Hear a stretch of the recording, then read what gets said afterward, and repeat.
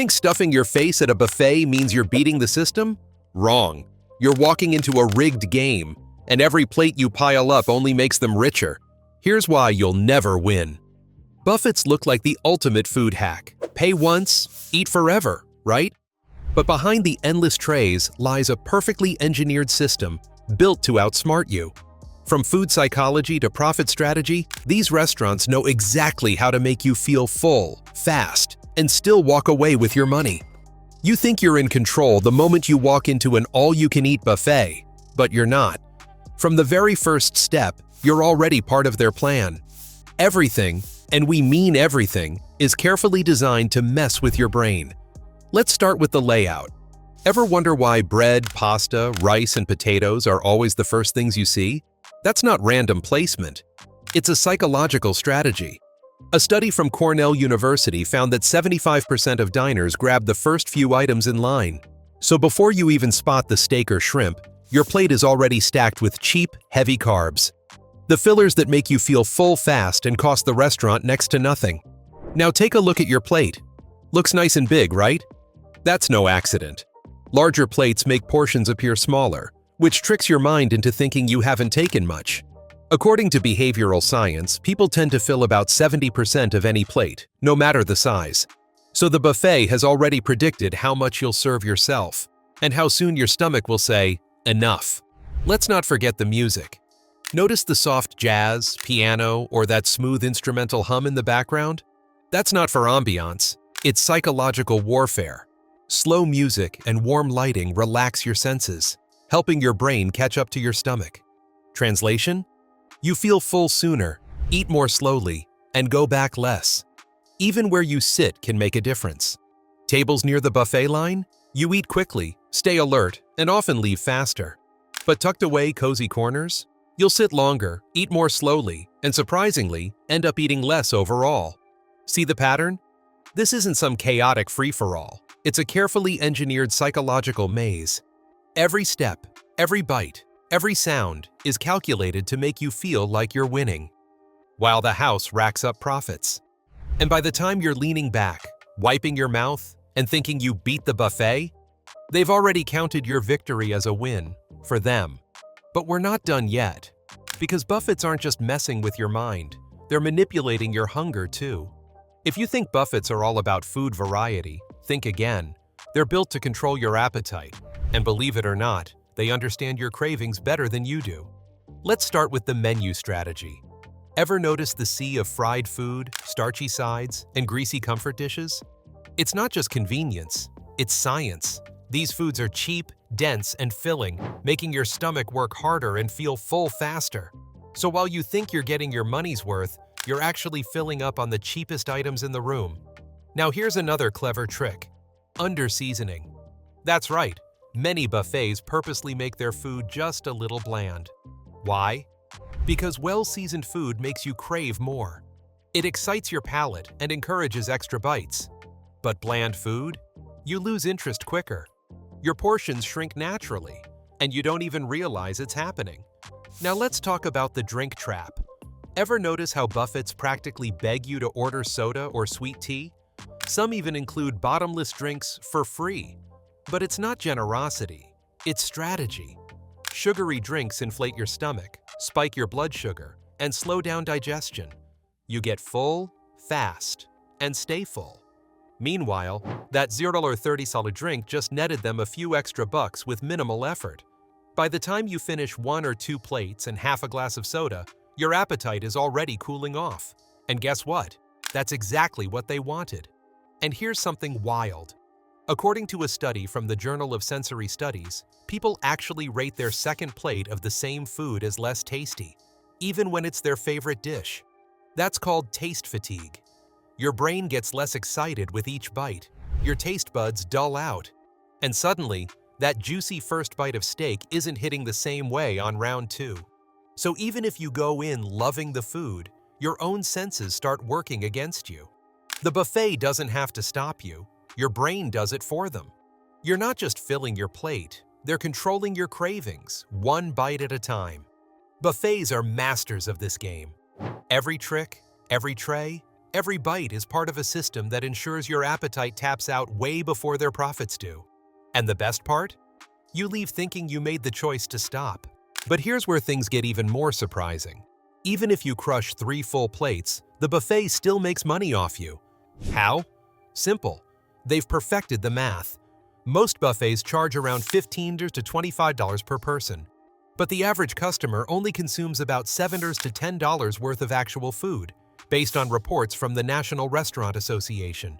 Even if you go full beast mode, most people around you eat light. You're not the norm. You're the rare case they've already factored into their pricing model. They play the averages game. One person might put away $30 worth of sushi, but the next 5 are barely touching the salad bar. One heavy eater doesn't touch the bottom line when 10 others are barely breaking even. Now look behind the scenes. Buffets buy in huge bulk quantities, which means dirt cheap prices per tray. That creamy mac and cheese tray? It might cost them less than $5 to make and serve 20 people. According to a CNBC business breakdown, buffets typically operate with food costs around 30 to 35% of the meal price. So if you paid $20, they spent just $6.07 on your plate. The rest? Pure margin. And what about the good stuff? Ever notice how steak, crab legs, or shrimp are placed behind a counter and served by staff? That's not about service. It's stealthy portion control. You only get what they allow, and always in moderation. Meanwhile, the self-serve trays are full of low-cost fillers, rice, fries, noodles, and bread. But wait, there's more. Even waste is built into their business model. Overfilled your plate and couldn't finish? They expected that. Buffets already calculate a certain level of food waste per guest. It's not a loss. It's part of the plan. So while you're focused on getting your money's worth, they're 10 steps ahead, optimizing portions, predicting consumption, and walking away with clean profits. This isn't generosity. This is strategic business mastery. And the money machine doesn't stop at the buffet line. You think all the money comes from your plate? Think again. Buffets rake in profits from places you don't even notice. And this is where things get really clever. Let's start with drinks. That $2 soda you grabbed? It probably cost them less than 30 cents. And guess what? It's bottomless. Not because they're generous, but because soda fills you up, bloats you, and slows you down. You get full quicker and eat less food, and they just sold you a high-margin add-on. Now enter alcohol if they serve it. That $6 beer or $8 glass of wine could have a markup of 500% or more. You're sipping and chilling, thinking you're treating yourself. But they're banking off every pour. Even the way food is presented is a tactic. Ever seen how the premium items are always served behind glass or by a staff member? That's not 5-star service. It's built-in rationing. Meanwhile, the cheap carbs are overflowing. Take as much as you want. And here's a subtle trick. Small batch refills. Instead of refilling trays with 50 wings at once, they put out 15. You go back? It's gone. Now you're waiting, and during that pause, your brain starts questioning, am I even still hungry? Behind the scenes, they're slashing costs further. Buffets run lean, fewer servers, fewer cooks, minimal table service. One staff member can restock 10 trays. One cleaner can bus an entire dining area. Fewer salaries, more savings. Some places even use silent time limits. You won't see a sign, but during peak hours, they subtly make things slower. Refills take longer. Trays aren't restocked right away. Service gets sluggish. It's all meant to make you feel done, even if you weren't. So while you're focused on what's on your plate, they're cashing in from all sides: drinks, staffing, delays, and your psychology. And the wildest part? You never even notice. Let's start with something you probably never think about: where you sit. Ever notice how some tables are placed near the kitchen, bathroom, or noisy corners? That's not poor planning, it's strategy.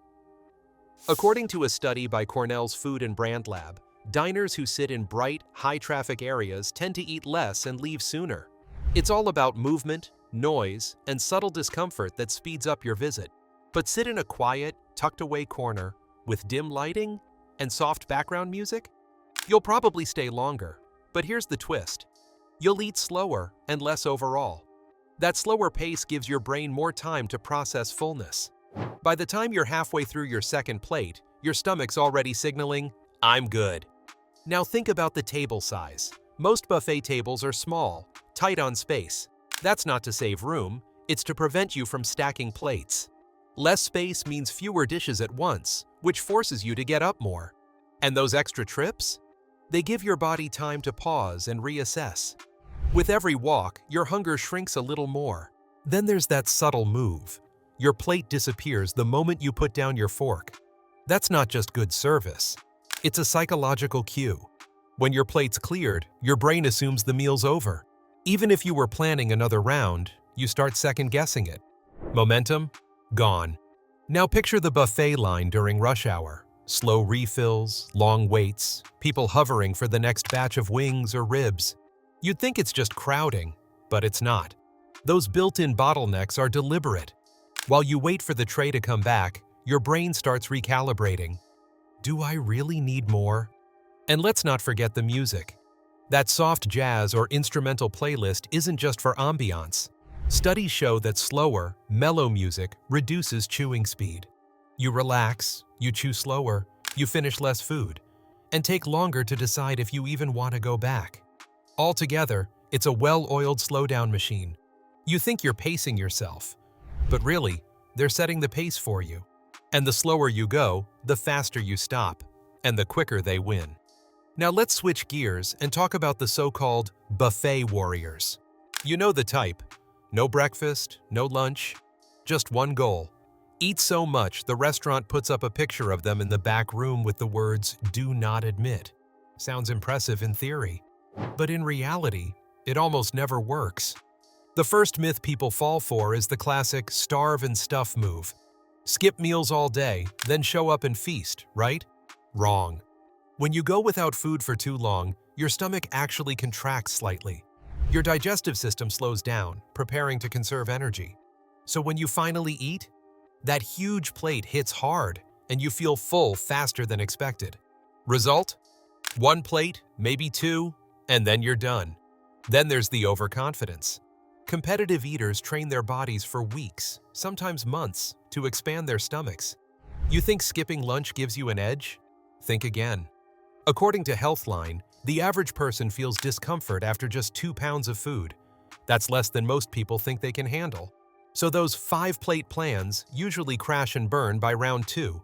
And just in case someone does go overboard, the buffet has countermeasures. Premium items like steak, crab legs, or sushi, heavily rationed or hidden behind staff. Other places quietly limit your visit time or stop refilling top-tier trays once the crowd thins out. And if you've been there a few too many times, cleaning out the seafood every visit, don't be surprised if management gives you the cold shoulder next time. Even professional food vloggers, people who eat for a living, have admitted that no matter how much they consume, the buffet still wins. Why? Because while one person goes all in, the next 10 barely nibble. One bottomless appetite can't dent a business model that runs on averages. And here's the real kicker. Your own body becomes your biggest opponent. After a certain point, digestion slows, blood pressure rises, and fatigue kicks in. You start feeling sluggish, bloated, maybe even nauseous. You don't feel victorious. You feel wrecked. So in the end, you didn't beat the buffet. Your body tapped out long before the business ever felt a thing. So yeah, you can try to beat the buffet, but like a rigged casino, the house always wins. After everything we've uncovered, the food tricks, the psychology, the hidden costs, you might be wondering, so who really wins at a buffet? Here's the twist. It's not the guy stacking 5 plates high. It's not the one making YouTube videos of 100 shrimp in one sitting. And it's definitely not the customer who leaves holding their stomach in pain. It's the business. Every time. Buffets aren't built for big eaters. They're built for the average guest, the family of 4, the couple on date night, the office group grabbing lunch. Most of these people don't even come close to eating their money's worth. They snack, chat, maybe go back once or twice, and that's exactly the behavior buffets are counting on. Even better for the restaurant? These guests are happy. They feel like they've had options, freedom, and value. No one complains. No one feels cheated. But guess what? The restaurant has walked away with a clean profit per plate. Now here's where it gets even deeper. The buffet isn't trying to beat you. It's trying to beat your expectations. If you leave satisfied, even if you didn't eat much, it's a win for them. You'll come back, you'll recommend it, and you'll never question how little you actually consumed. So in the end, it's not about stuffing your face, it's about feeling full, mentally. And the ones who win at buffets aren't the ones who try to out-eat the system. It's the ones who understand the game and enjoy it anyway. So the next time you walk into an all-you-can-eat buffet thinking you're about to beat the system, just remember, the system already beat you. From psychology to pricing to portion control, everything is stacked in their favor. You're not walking into a food fest. You're stepping into a well-designed profit machine. And while you might leave full, they're leaving richer. If you found this breakdown eye-opening, hit that like button, subscribe for more behind-the-curtain content, and drop a comment. Have you ever tried to beat a buffet? Trust us, this is one game where the house always wins.